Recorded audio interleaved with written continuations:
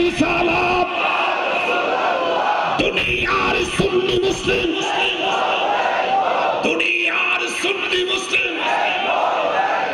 আনোয়ারাত হযরত শাহ মুহসিন আউলিয়া রাহমাতুল্লাহ ফাউন্ডেশন উদ্যোগে পবিত্র ঈদে মিলাদুন্নবী সাল্লাল্লাহু আলাইহি ওয়াসাল্লাম উপলক্ষে আজিমুশান নবম মিলাদ মাহফিল অনুষ্ঠিত হয়।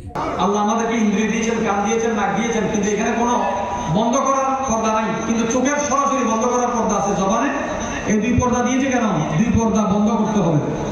ইমাম হুসাইন বেঈমানের সাথে হাত মিলায় নাই, বেঈমানের সাথে মাথা নিচু করে নাই, মাথাকে উঁচু রেখেছে সত্যিকার নাদার দ্বীনের জন্য, সেই দ্বীনের জন্য, ধর্মের জন্য, নবীর জন্য, কোরআনের জন্য আমরা এক থাকতে চাই কি চাই না। অক্টোবর 3 তারিখ বৃহস্পতিবার দিনব্যাপী উপজেলার বটতলী শাহ মুহসিন রাহমাতুল্লাহ আলাইহি মাজার প্রাঙ্গণে এই মাহফিল অনুষ্ঠিত হয়। আপনারা সবাই আমাদের অতিথির হাত থেকে আপনাদের সনদ গ্রহণ করুন।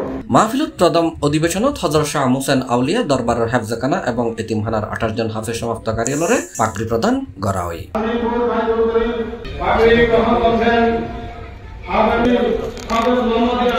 পরে অনুষ্ঠিত হয় ওয়াজ মাহফিল।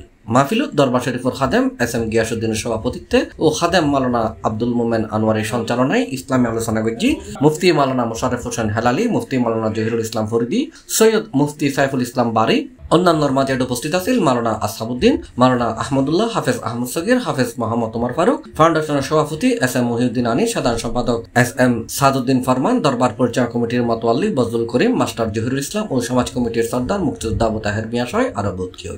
মিলাদ কিয়াম শেষে দেশ, জাতি, মুসলিম উম্মার শান্তি কামনায় দোয়া ও মোনাজাত করা হয়।